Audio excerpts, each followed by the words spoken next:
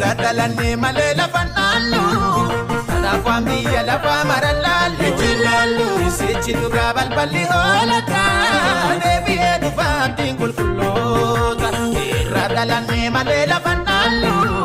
Tanafami yalafa maralalu Isichi duga balbali holata Devi edu fatingul kulota